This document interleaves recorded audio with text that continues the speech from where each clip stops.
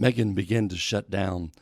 I could see her body slowly push against the back of the couch, her head tilted toward her lap. She looked as if she was resigned to her fate of not being able to convince her partner of her point. At this moment, I stepped in. Megan, what's going on with you right now? She replied, I don't know what to say. He obviously isn't hearing me. And when this happens, I just lose hope. What is he doing right now to make you shut down? I asked. He's very sharp with his words. And when he's like this, I feel it like it's controlling and there's no room for my perspective. It's like he doesn't hear me. And then I get even more confused. I go blank. I don't know what to say. And I have difficulty saying what I want to. So eventually I just begin to shut down. What Megan is expressing in these moments is her avoidant state of mind when she feels disconnected from her husband. This is the default program, if you will, for the avoidant attachment style. Her body has learned to protect itself by shutting down. What was once a resourceful coping mechanism for her childhood trauma has now become the prison in her current relationship. Being overly dependent on herself and not being able to reach out to others in moments of need. So that's what we're going to talk about today. We're going to dive into this idea and give examples of what an internal working model is like for the avoidantly attached individual. Welcome to Trauma-Free Relationship. I'm your host, Tom Philp, and as a therapist, I've spent over 10,000 hours helping couples work through the trauma so they can repair ruptures, heal their wounds, and communicate from a place of wholeness and connection. Let's get started.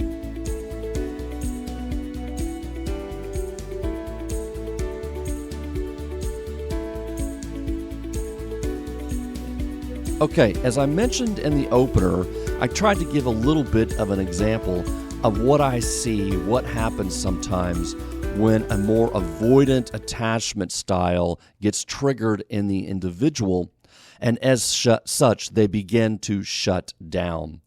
And so oftentimes this is derived from what we call an internal working model.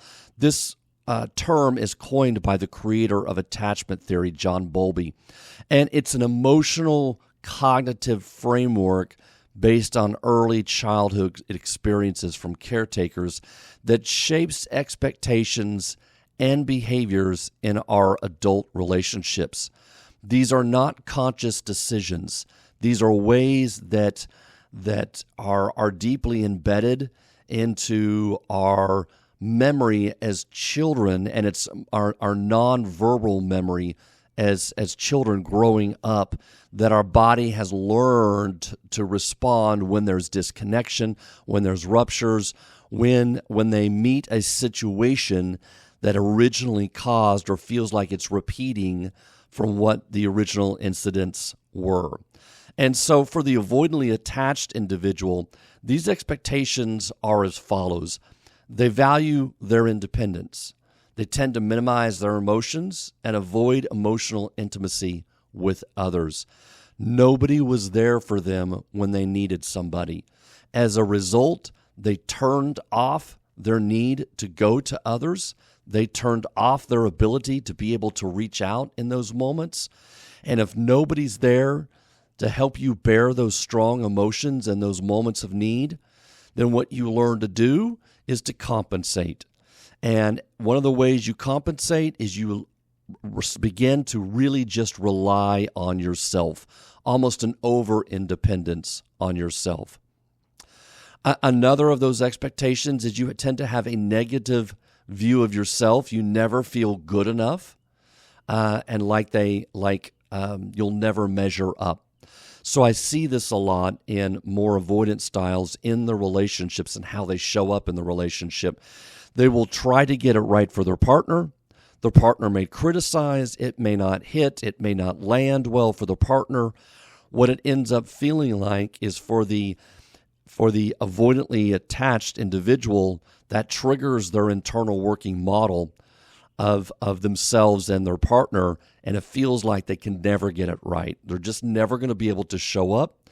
They're never going to be able to somehow be able to please their partner. And part of what the avoidant attachment style really desires long term is to be good enough, for somebody to actually show up to them. But they've so long blocked people out that they also rarely ever show their true feelings underneath. And so that means they also, this is the third expectation, is they have a negative view of others because they will not be emotionally available. So their body is not used to having anybody be emotionally available to them. Therefore, they rarely ever let their guard down, their defenses against closeness. And as a result, they often feel very alone as well.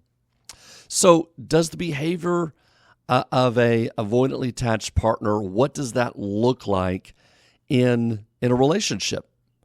Well, first of all, as I mentioned at the opener, it looks like they shut down. They often avoid conflict. They avoid emotional conversations. And they can minimize or shut off their feelings. And so oftentimes one of their go-to defensive moves is what we call intellectualization. They try to solve the problem, which is an emotional problem in a relationship, with their intellect. And as I often tell the more avoidant style partners that I'm working with, that you're using the wrong tool. The tool you need to be using is an emotional tool. But to do that, you've got to be able to get in touch and be able to feel your own emotions, because that is vital information that you're actually missing. And so no matter how hard you use your intellect to try to solve or understand what's happening in the relationship, there's vital pieces of information from your emotional experience of what's happening that simply aren't available to you. And so shutting down and avoiding conflict is part of that defense that they've learned over time that keeps them safe. They also rely too much, as I said, on their cognition to relate to others. They tend to intellectualize the problem in the relationship. And at times, they just simply don't trust others to be emotionally available and responsive to their needs. So what happens is they turn off their attachment needs. The person that has a secure attachment style has a longing for closeness, and they can balance that need for independence and that need for agency with that need for closeness, connection, and intimacy. But for the more avoidant attachment style partner, what they do is they turn off that longing, turn off that need for closeness. So they very much overvalue their own independence, their own sense of agency. And so, of course, it doesn't take a genius here to figure out that this can have a real impact on the relationship. That when we avoid conflict, that rarely are we able to resolve and repair issues that occur in a relationship. And what that means is that oftentimes there will be a rupture, but without the repair, there's no growth. There's no learning. There's no understanding. There's no deepening our intimacy and our understanding of each other. How we got there, how it happened, what it triggered. The sharing of those perspectives increases the emotional bond between partners. But if we avoid conflict all the time, we rob ourselves of that growth opportunity. Avoiding emotional intimacy is another way that it really impacts the relationship. When you don't depend on your partner, when you have difficulty trusting your partner, that you may not be able to rely on them for emotional support, makes your partner feel very alone. Part of the reason we get into relationships, that we're even made for and driven to be in a relationship with a partner, is to have that emotional support, to have somebody show up for us in times of need, to have somebody to turn to when we're feeling strong emotion, to have that support, that love, that care, that nurturance. And aside from what we get from our primary caretakers growing up, our spouse or our adult partner in life is probably the other closest person we have to meeting those needs in our lifetime. So that is obviously omitted from the relationship as well. When they withdraw, it leaves their partner feeling very abandoned, rejected, and alone, as I've mentioned, which oftentimes makes their partner push for more connection. It makes their partner strive to get their needs met for intimacy and closeness, which often then reinforces the insecure attachment style, the insecure avoidant attachment style of the individual, because they get triggered by all this emotion, all of this need coming at them can be overwhelming. And so it has a real impact on the relationship. If you find yourself falling more into this category of the avoidant style of attachment, the internal working model that you're working from is set. The default is set to, I don't need anybody. I can do this on my own. I can deal with my own feelings without reaching out. And ultimately, nobody's going to show up anyway. So you've sort of turned off or downgraded that longing for connection. So what makes changing the avoidant style of attachment or the internal working model difficult? And I want to preface here, not impossible. It's just difficult. Every bit of research shows that these are not written in stone. If you have an insecure attachment style, it is not a prison sentence for you.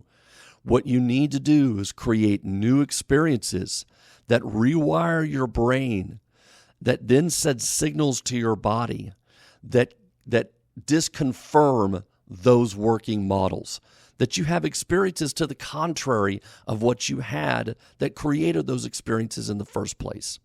But what does make it difficult is that the research suggests that brain areas such as the prefrontal cortex, the amygdala, and the hippocampus, which play crucial roles in forming and maintaining these models, oftentimes when we are triggered, that area of the brain tends to not fire as much. And so the prefrontal cortex that's involved in higher level cognitions, including social cognition and emotion regulation, tend to go offline, so to speak.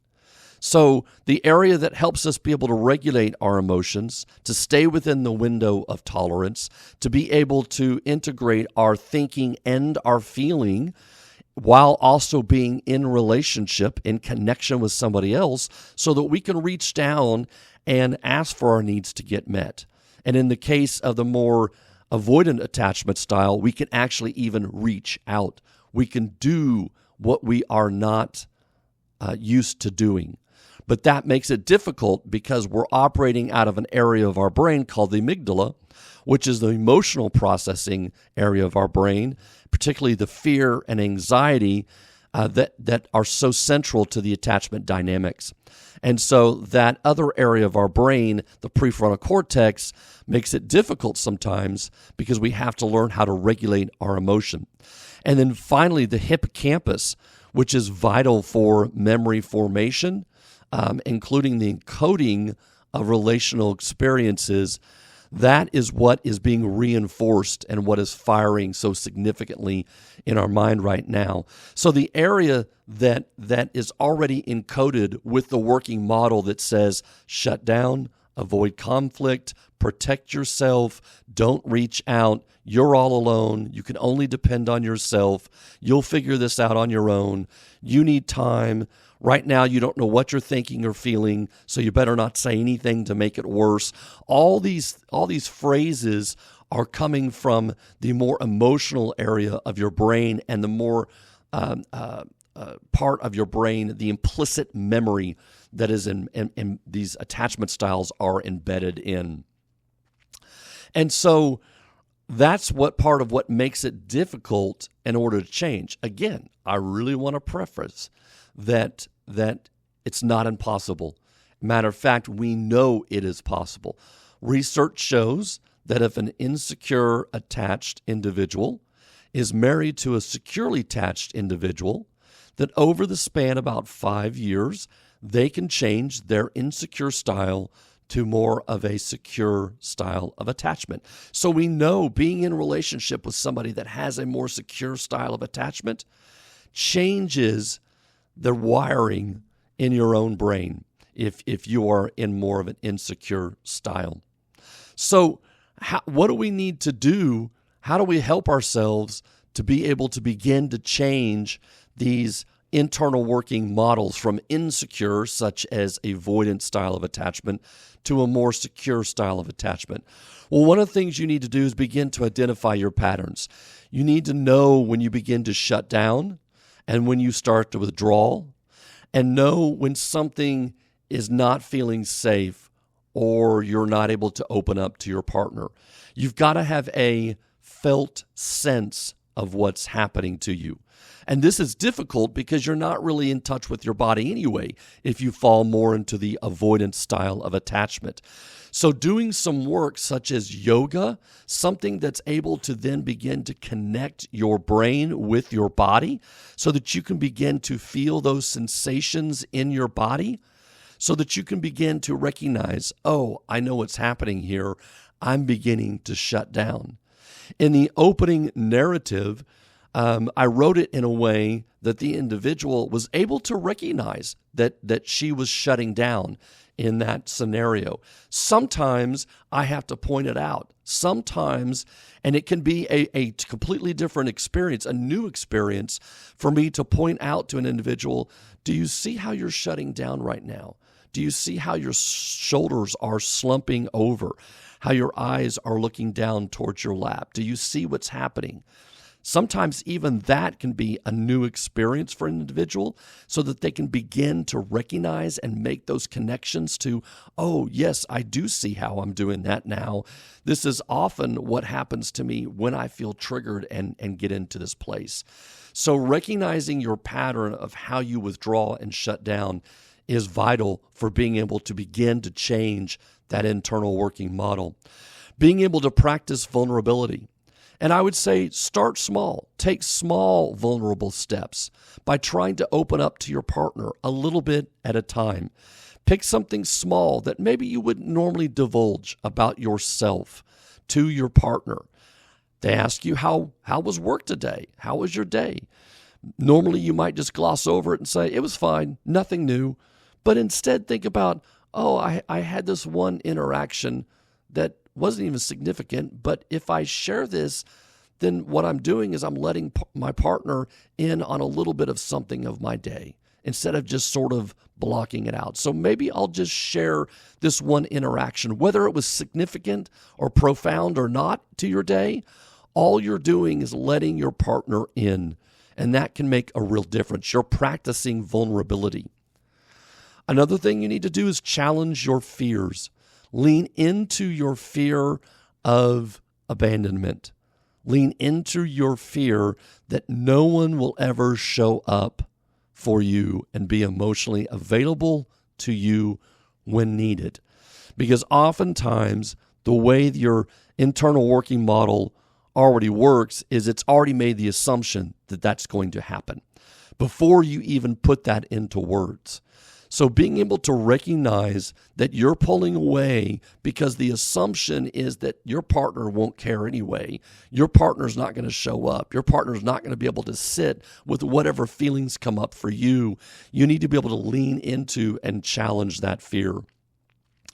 If you find that you're letting yourself be more vulnerable, then what you can do is you can begin to express your needs more. So learn to ask for what you need rather than shutting down. I need this to slow down right now. I'm starting to feel overwhelmed. I need to stop for a few minutes so I don't get overwhelmed. I need you to slow down so you can really hear me. I feel like I'm beginning to shut down and like I'm not being heard in this moment. And I know you want me to stay engaged and not pull away. And I really want that too. But I can feel myself beginning to shut down. Can we slow this down? Can we stop? Can we take a break for just a couple of minutes? Can you give me a second here to just sort of challenge myself to be more open? Can we sit in silence for just a moment while I gather the words to be able to respond. All these things, even by saying them, is expressing a need to your partner. And your partner, especially if they're more anxiously attached, will thrive on that. They will thrive on that because all of a sudden now they're understanding more of what's going on internally inside of you. And finally, begin to challenge your internal working model. Learn to trust your partner, that they want to hear you and they want to be there for you by looking for those times in which they are there for you and they do show up in your life.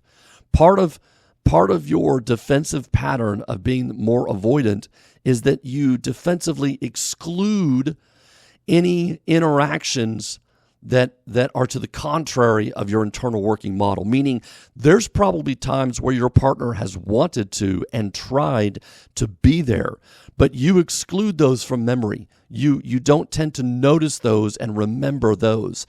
You only remember the times that reinforce your attachment style. So start to try to look for those moments where your partner did show up for you and was there for you. Okay, well, I hope you found this helpful in terms of the mindset of the avoidant attachment style. Please like and share and follow the podcast. I love the feedback I'm getting. It's really helping me to figure out what you want to hear more of, what's really helpful to you, and I'll continue to sort of balance the information along with stories from my practice and just real life stories as well to hopefully put all of these concepts into your life and your experience as well. Thank you so much for listening, and as always, we'll talk to you next time. Thank you for listening to Trauma-Free Relationship, a podcast for the healing of attachment trauma. You can find us on Facebook, Instagram, or our website at traumafreerelationship.com. Be sure to look for our next episode on your favorite streaming service.